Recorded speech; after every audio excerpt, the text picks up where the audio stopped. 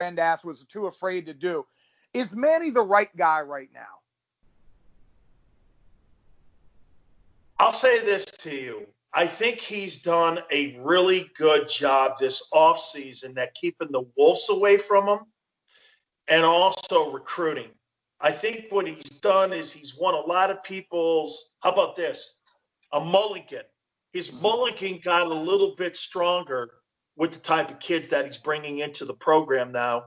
And he's also sufficing many of the people in the local community there that they're recruiting locally. The old adage, recruiting the state of Miami, you know? So, I mean, to me, he's earned that opportunity. But with this roster and with that schedule, I personally think that schedule's weak. If they don't win 10 ball games this year, I'll look at that and go, okay, it ain't going to get any easier as you move on down the line. By the way, softening the schedule so you could be Notre Dame, that's not something I'm looking at when you're trying to get into a playoff and you got to go against Clemson and Ohio State. I'll say this.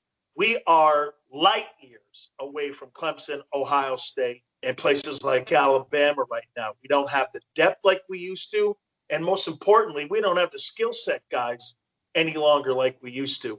I mean, people used to just knock themselves out to want to play quarterback at Miami. Okay, now, when's the last time we had a top 3 rounder go at the quarterback position? Shit, I can't remember the last quarterback that was drafted in the top 3 rounds. Well, Craig Erickson? Yeah, I mean, probably you're talking Craig. I mean, so when we don't have the signal caller, and today you got to have a spread offense guy. So we let Lamar Jackson and we let players like that and Teddy Bridgewater out of South Florida and let them go somewhere else to star. And those guys are the faces now of the NFL. There's something wrong with the recruiting process. So back to Manny. I think Manny gets a hall pass. 6-7 blows out loud. There's no excuse for that at that program with the type of players that they have. There's no excuse for that. And by the way, that sideline celebrating shit, that stuff's got to stop. I mean, you're celebrating on the sidelines after you score a touchdown and you get a lead, and a team ends up rolling you over in the fourth quarter. Bro, you ain't won shit yet. Going to the FruitLoop.com Bowl is not winning, okay? I mean, seriously. These guys go to a bowl game that has blue carpet on it. I'd have looked at Jimmy and said, fuck that. I'm not going to show up for that. You can go there to that. I'd have beat everyone's ass, and everyone in my locker room would have fought these dudes. You don't go to the FruitLoop.com Bowl and call that a success. Yeah. Yeah, you touched on the idea of swagger, and I'm using air quotes over here earlier, and I've been on this podcast, saying that I think one of the issues with our program right now is that Manny was guilty of this last year, and I think a lot of the players have been, where they think the swagger is style before substance. And I just hate that, man. I hate, that we want to dance first, and we want to roll up on yachts, and we want to, crash the Florida State coaching clinics before there's any successes. So I'm hoping that Manny learned from that. He's been a lot quieter this offseason. But I point to the quote from Michael Irvin where he talks about swagger being the fact that you guys were running, wind sprints on the beach in combat boots. And I want to get your take on that idea. Well, here, I'll give you a great example of Michael Irvin training. Michael Irvin had a stopwatch around his neck, like he was Flavor Flav. And you know what it said on it? It said 4-5. And I go to him, why are you running the way you're running? He'd run a mile frontwards, a mile backwards after practice every day. And I go, why do you do this? And our practices were insane. And he go, I'm 4'5", I'm in the Hall of Fame. This guy wasn't thinking about being just this guy was thinking about being a Hall of Famer when he was 17. Swagger, that thing is so dumb. I mean, bro, swagger, like I said, it can't be a T-shirt and a hat. It just can't be, okay? I can't believe that we have taken what we have done and we've put it on a T-shirt and we have cheapened it so much that we fucking sell it like it's a commodity now. And people show up at Miami and think that because you wear the shirt, you got swagger. We've become the Dallas Cowboys. Being a Dallas Cowboy nowadays, And I think those Cowboy guys think it's better just to be a Cowboy star than to win. I think they'd rather just be a star.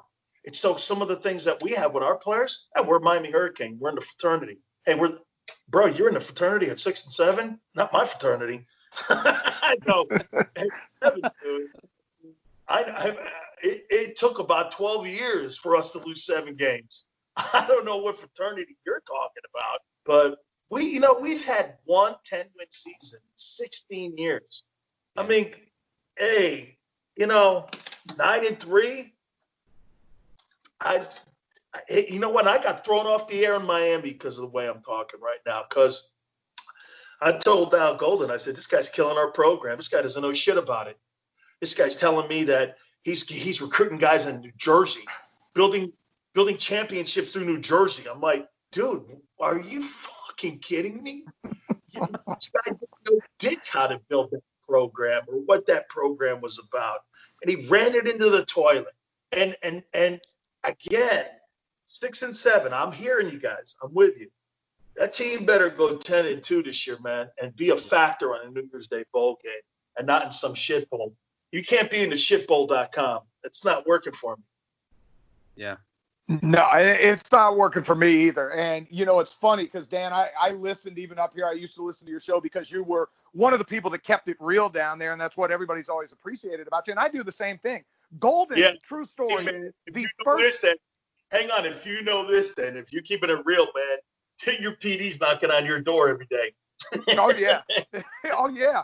Well, there's a reason I got whacked in Atlanta, and it had a lot to do with the same thing because I kept it too real up here when it came to Georgia and Georgia Tech and everybody else. True story. Al Golden is the first person to ever block me on Twitter because I kept talking about his little butt buddy Mark D'Onofrio so much and the fact that he wouldn't fire him. But to get off him, I want to ask you something to kind of piggyback on what you were talking about, and I'm with you. The touchdown rings are fucking idiotic. You're running to the sideline down 28-7 against Virginia Tech when you catch a Hail Mary to put on rings.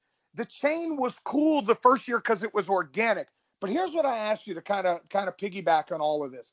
How do we get the kids away from that? Because Alabama's kids still bust their ass. Clemson's kids still bust their ass. Ohio State's kids, as much as I hate to praise them, they bust their ass. How does Miami get back to busting their ass?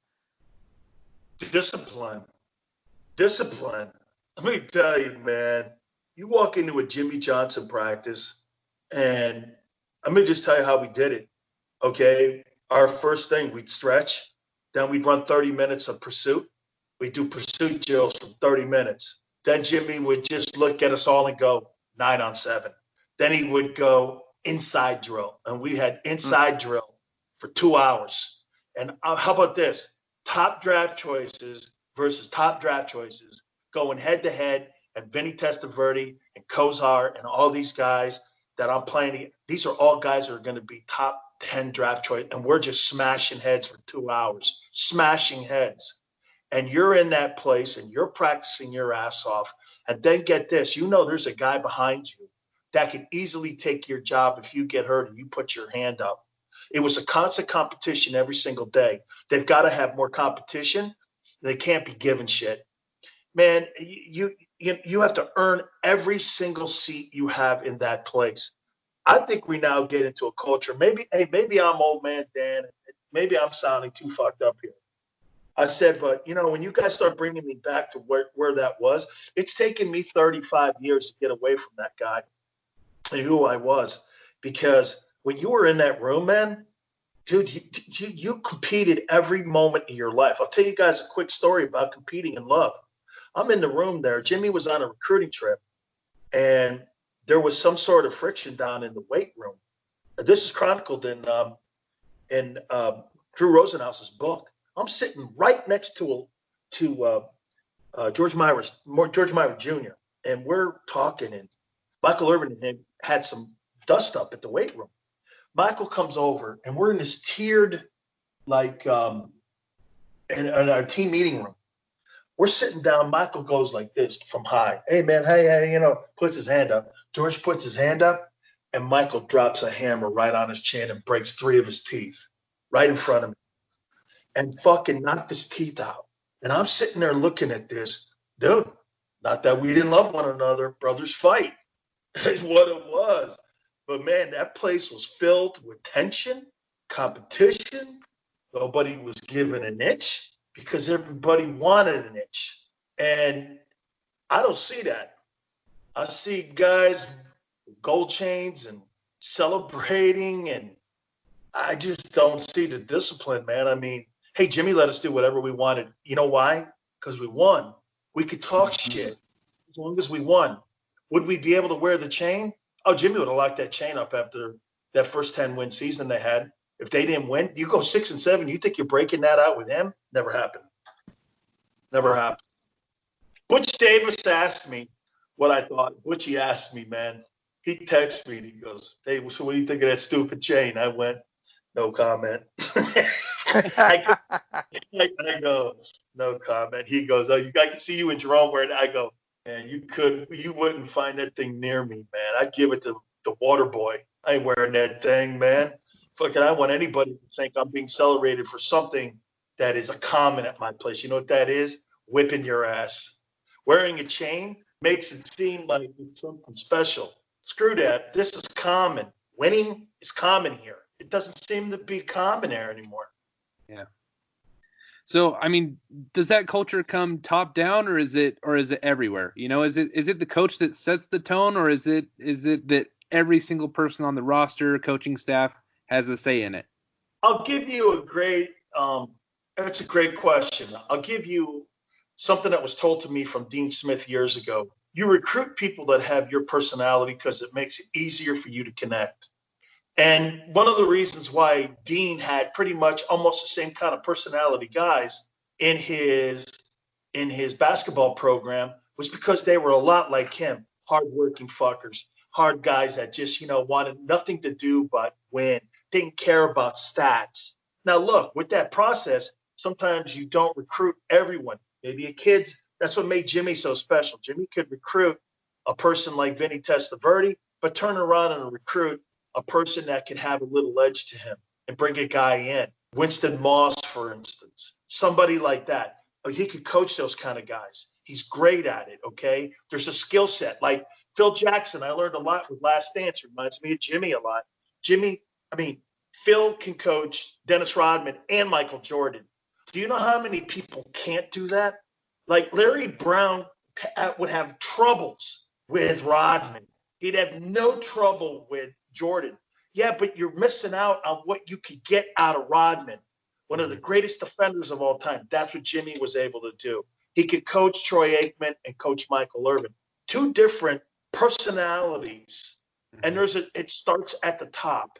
Man, if you don't believe your coach has a message that you can win, you can't win.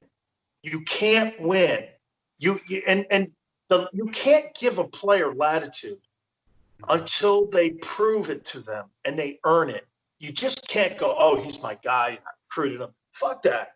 That guy's got to go out and produce. Miami last year was the worst offensive football team I have ever seen in my time being a Hurricane fan. That was awful. They were never in a game offensively. They were never explosive. They made no plays whatsoever, plus 20, very barely any. And when they did, they were behind or they were ahead, and then the defense would give up like a sieve in the secondary. They've gotten better. That side of the football is getting better every time, every year. And I do believe the D-line looks good, but it's going to take more than the D-line. So it's just the whole culture thing. It went from Howard to Jimmy to Dennis to Larry. And those guys never messed with the formula. Then when Larry started messing with the formula, personally, I think Larry Coker helped destroy the University of Miami by firing Don Solinger and all them guys. And just the pipeline that we had into all the high schools. That's why those other programs were able to come into South Florida. And ever since Larry Coker, at the back end of his coaching career, Miami has had, 5 coaches, and they've all kind of been mediocre. Yeah.